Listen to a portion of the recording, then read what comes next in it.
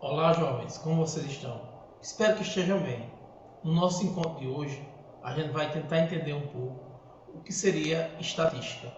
E para a gente entender o que é estatística, a gente tem que saber que ela é uma ciência que é responsável pela coleta, organização e interpretação de dados experimentais e pela extrapolação dos resultados da amostra para a população.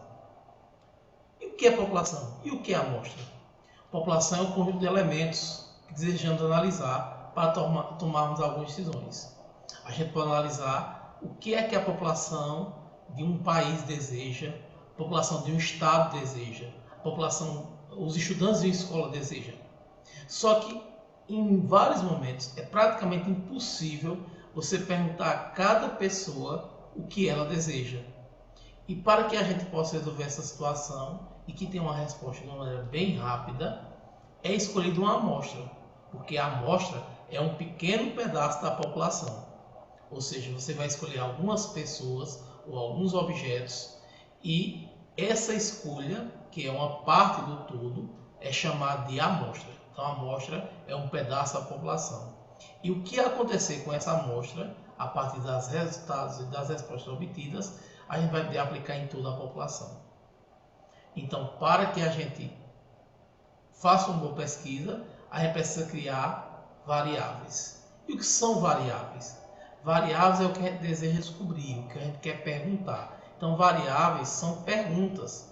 Quando você cria uma pergunta e deseja obter uma resposta, então essa pergunta é uma variável. Só que a resposta que você deseja, ela pode ser dada em número ou pode ser dada em nomes, em atributos.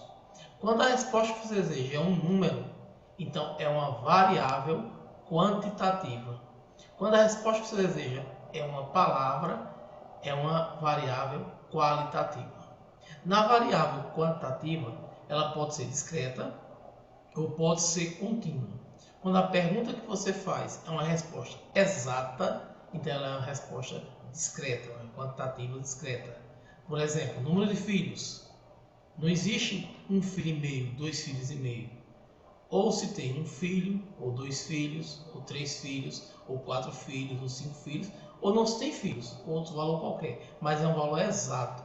Então é uma variável quantitativa discreta. Já quando a gente pede um valor que pode dar uma parte decimal, ou seja, salário, peso, altura, não é um valor exato, nem sempre é exato, então é uma variável quantitativa contínua. Até pode dar um valor exato, mas existem valores que podem não ser exatos. Então, como existem valores que podem não ser exatos, é uma quantitativa contínua. Para ser quantitativa discreta, tem que ser todas as respostas que as pessoas, ou que a nossa pesquisa cobre, tem que ser valor exato para ser quantitativa discreta. Se a resposta não for com números, for com palavras, então a gente está falando de variáveis qualitativas. Elas podem ser nominal ou ordinal. Por exemplo, a profissão, o sexo da pessoa, masculino e feminino, a cor do cabelo, a cor dos olhos.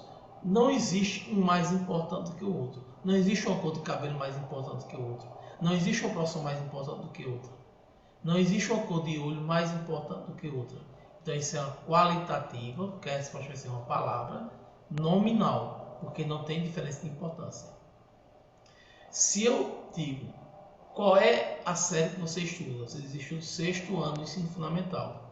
Uma pessoa que estuda o primeiro ano do ensino médio estudou um pouco mais que você. Então se você diz estudo de ensino fundamental e outra pessoa diz estudo de ensino médio, não precisa a pessoa dizer, ou a pessoa já está bem claro que quem estuda ensino médio estudou mais do que a pessoa que estudou fundamental. Então, automaticamente, é uma qualitativa ordinal, que é a resposta de uma palavra, mas que quando você dá a resposta, você sabe quem fez mais ou quem fez menos, dependendo da sua resposta. Então, as variáveis podem ser quantitativas ou podem ser qualitativas. Quando a gente faz uma pergunta, a gente tem que contar quantas pessoas ou quantos objetos deu daquela variável. Essa quantidade chama-se variável absoluta, ou seja, o total que aquele fato se repetiu. Quando eu preciso saber a frequência relativa, é porque está perguntando aquele objeto ou aquele dado, aquela variável, foi quanto do total. Então eu preciso somar o total, então eu vou pegar aquela variável específica e dividir pelo total. Isso vai ser a variável, a frequência relativa. Quando eu analiso um gráfico, quando eu analiso um dado estatístico, eu posso fazer uma representação gráfica ou representação através de uma tabela. O gráfico é uma representação geométrica de um conjunto de dados utilizados que vai facilitar a compreensão. A visualização através de um gráfico é muitas vezes até mais simples do que a visualização através de uma tabela. Mas a gente pode usar uma tabela. Às vezes a situação traz uma tabela. E a tabela tem que ser um arranjo temático, que os dados estejam bem organizados em colunas e linhas, para que a gente possa entender de maneira mais clara essa tabela. O que é necessário para que a gente tenha um gráfico bem feito? É importante ter um título, tem que ser uma frase curta, especificando qual é o assunto que o gráfico está falando, certo? Se tiver uma fonte é o ideal, porque a fonte geralmente garante que alguém estudou e pesquisou aquilo, não é uma coisa inventada, é uma coisa que é real, que aconteceu, então dá credibilidade à pesquisa, dá credibilidade ao gráfico. Tem que haver números, porque a gente está estudando um gráfico estatístico, geralmente vem números, números, um gráfico estatístico, certo? São essenciais para poder comparar as variáveis.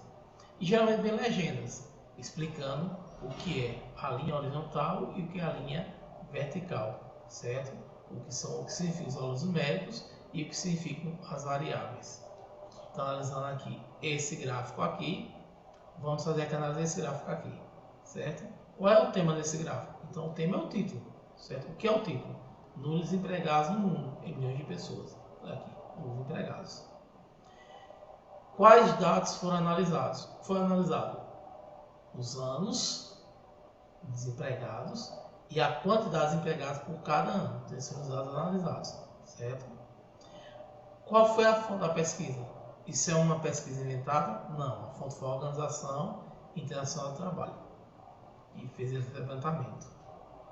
Quais são as variáveis observadas? Ou seja, as variáveis são as respostas possíveis.